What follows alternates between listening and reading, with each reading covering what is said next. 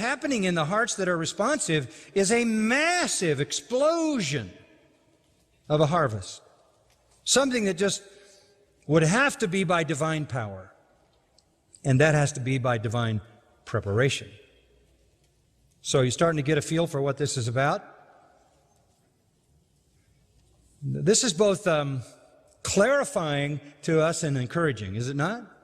Well, now we're going to understand why people respond the way they respond, and we're going to be encouraged that when people do respond, it is supernatural and their lives explode in a spiritual harvest.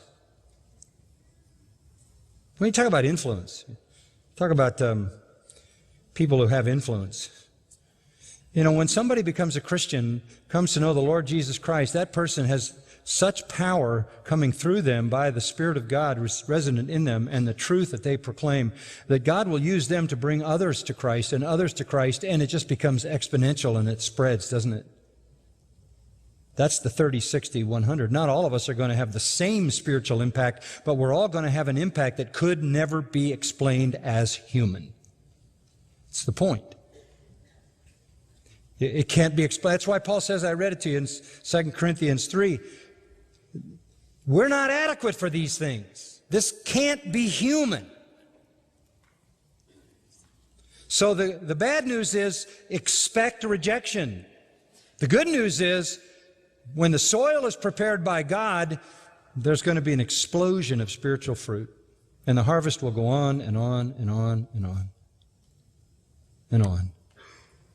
A nice young man in our church was recently in Prince Edward Island, and I had said in a church service that my great-grandfather was a pastor of St. James Kirk, Presbyterian Kirk in Prince Edward Island back in the 1800s.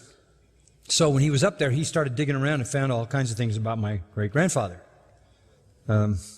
Thomas Fullerton was his name, and he was pastor there at the main church in Charlottetown for about 28 years. He was a chaplain in the Canadian military, and he went to the Boer War in South Africa and fought and did ministry among the troops. And you look back at that and you say, okay, there's his father was also a pastor who had been in Scotland and then gone to Australia and come there.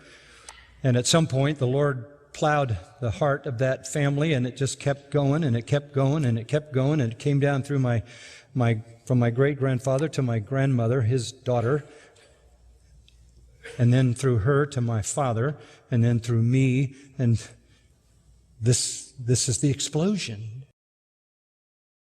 And we're all in this process somewhere.